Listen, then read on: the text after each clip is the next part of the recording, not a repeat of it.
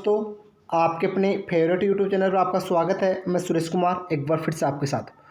दोस्तों, आज आपका आईटीआई का पेपर बताएंगे जो एग्ज़ाम में आने वाला है।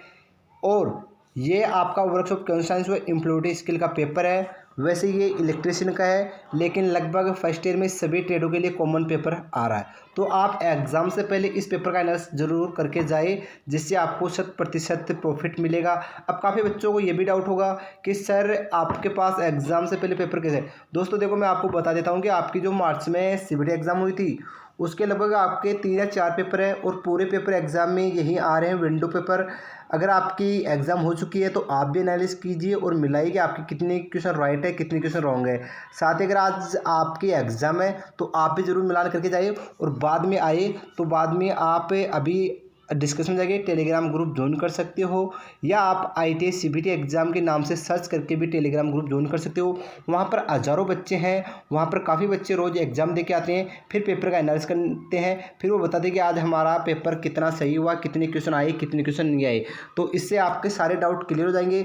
वैसे मैं भी आपको क्लियर नहीं कर, क्योंकि काफ़ी बच्चों को काफ़ी डाउट है, वो विश्वास में नहीं करेंगे। लेकिन आप वहाँ से बच्चों से जब आपस में चैटिंग करोगे तो वहाँ से क्लियर हो जाएगा कि पेपर सही है या गलत है। साथ ही अगर आप चैनल को पहली बार विजिट करें तो सब्सक्राइब जरूर करना और बेल आइकन को प्रेस करना, जिससे आपको हर एक क्लास का नोटिफिकेशन मिल जाएगा। और अभी तक जो सीबीटी के एग्जाम हुए पेपर, पूरे पेपर यहीं से आ रहे हैं। साथ ही आप किसी भी ट्रेड से हो तो आप भी यहाँ से आपको सभी पेपरों का एनालिसिस करने को मिल जाएगा। फिर भी अगर किसी बच्चे को नहीं मिलता है तो आप हमें कमेंट कर सकते हो, या टेलीग्राम ग्रुप पर चैटिंग करके भी आप बता सकते हो। तो स्टार्ट करें, ज़्यादा वक्त खराब ना करें। और आपका पहला क्वेश्चन आया था, गति का सूत्र क्या है। तो दोस्तों इसका राइट आंसर होगा तय की गई दूरी बटा समय। अगला क्वेश्चन है, मैट्रिक सिस्टम में 1 हॉर्स पावर में कितने वाट होते हैं। तो दोस्तों वो होते हैं 735.5 वाट, यानी 20 का राइट आंसर होगा। अगला क्वेश्चन है दोस्तों, यदि 250 न्यूटन बल के किसी वस्तु पर कार्य करता है और वह वस्तु 15 मीटर की दूरी तक चलती है तो कार्य होता है। दोस्तों इसका राइट आंसर आएगा 3750, राइट आंसर डी। अगला क्वेश्चन है दोस्तों, पानी की विशिष्ट ऊष्मा का मान क्या होता है। तो दोस्तों इसका राइट आंसर आएगा 1, यानी डी इसका राइट आंसर होगा। अगला क्वेश्चन है, 1 ग्राम पानी में 1 डिग्री सेंटीग्रेड तापमान बढ़ाने के लिए आवश्यक ऊष्मा की मात्रा को क्या कहते हैं। तो दोस्तों उसे कहते हैं हम कैलोरी, राइट आंसर बी।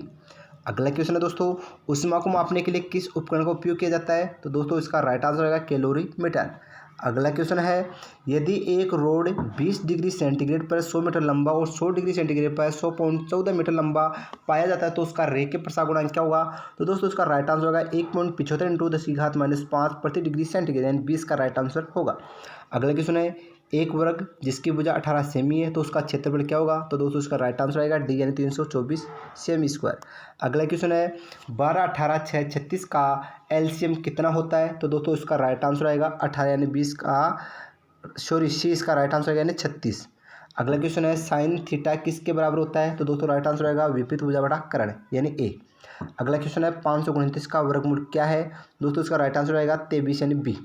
अगला क्वेश्चन है, इनमें से अधातु कौन सी है। तो दोस्तों इसका राइट आंसर आएगा आपका ग्रेफाइट।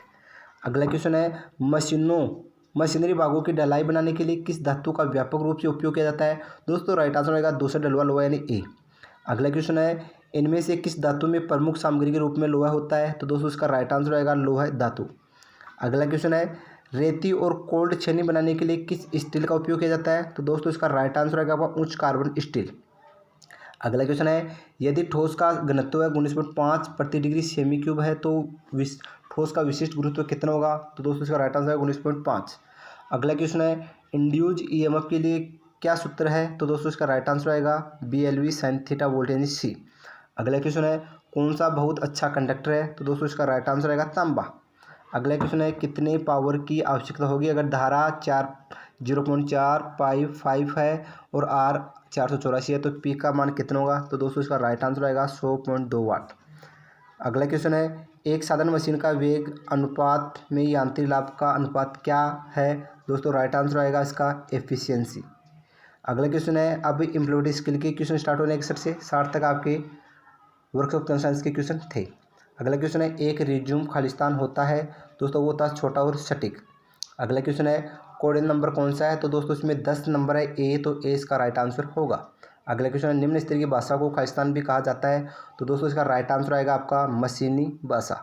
अगला क्वेश्चन है दोस्तों आपका, किसी कार्य में किए जाने वाले कर्तव्य और जिम्मेदारियों का लिखित विवरण खालिस्तान कहा जाता है।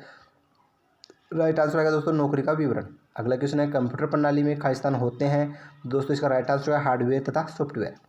अगला क्वेश्चन है, एक ईमेल में आप प्राप्तकर्ता का ईमेल एड्रेस कहाँ जोड़ेंगे जिसमें आप ईमेल कॉपी भेजना चाहते हैं।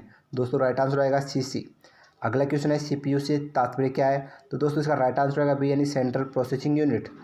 अगला क्वेश्चन है, एक्सेल में किसी रो और कॉलम में इंटरसेक्शन को खालिस्तान कहा जाता है। तो दोस्तों उसे हम कहते हैं सेल। अगला क्वेश्चन है, आनंद प्राप्त करने के लिए केवल गाने सुनना खालिस्तान के अंतर्गत आते हैं। दोस्तों इसका राइट आंसर आएगा प्रसन्नतात्मक लिसनिंग। अगला क्वेश्चन है, मानव प्रयासों में ही सही और गलत के अध्ययन को कहा जाता है। दोस्तों राइट आंसर आएगा आपका सेल्फ एथिक्स यानी सी का राइट आंसर आएगा। अगला क्वेश्चन है, एक व्यक्ति जो व्यवसाय की शुरुआत से जुड़ा है उसे खालिस्तान कहा जाता है। तो दोस्तों उसे उद्यमी कहेंगे यानी बी राइट आंसर। अगला क्वेश्चन है, कौन सा एक वेब आधारित लेखांकन है। दोस्तों इसका राइट आंसर आएगा आपका टैली। अगला क्वेश्चन है, माल के उत्पादन में लगे उद्यमों को खालिस्तान के नाम से जाना जाता है। दोस्तों राइट आंसर होगा विनिर्माण उद्यम। अगला क्वेश्चन है, कम उत्पादन से खालिस्तान होता है। दोस्तों इसका राइट आंसर आएगा आपका प्रति व्यक्ति जीडीपी में कमी। अगला क्वेश्चन है, एक आदमी प्रेरित खतरों में से कौन सा है। तो दोस्तों इसका राइट आंसर होगा भूस्खलन। अगला क्वेश्चन है, उनके पर्यावरण के संबंध में जीवित चीज़ों के अध्ययन को कहा जाता है। तो दोस्तों इसका राइट आंसर आएगा आपका परिस्थितिकी यानी सी। अगला क्वेश्चन है, नई उपयोगी उत्पादनों में छोड़ी गई सामग्री की पुनः आपूर्ति को खालिस्तान कहा जाता है। दोस्तों उसे कहते हैं सामग्री का पुनर्चक्रण यानी बी इसका राइट आंसर होगा। अगला क्वेश्चन है, ILO का विस्तार रूप क्या है। दोस्तों इसका राइट आंसर आएगा ए। अगला क्वेश्चन है, फिश बोन चार्ट को खालिस्तान भी कहा जाता है। तो दोस्तों इसका राइट आंसर आएगा कारण और प्रभाव। अगला क्वेश्चन है दोस्तों, और क्वेश्चन क्या है, KAIZN का अर्थ क्या है। तो दोस्तों इसका राइट आंसर होगा आपका निरंतर सुधार। तो दोस्तों पूरा पेपर का एनालिसिस हो चुका है। तो आज के लिए बस इतना ही। अगर वीडियो आपको अच्छा लगा तो इसको लाइक और शेयर करना। अगर आपके एग्जाम में ये पेपर आता है तो अपने दोस्तों के साथ शेयर जरूर करना। तो थैंक यू दोस्तों, आज के लिए बस इतना ही।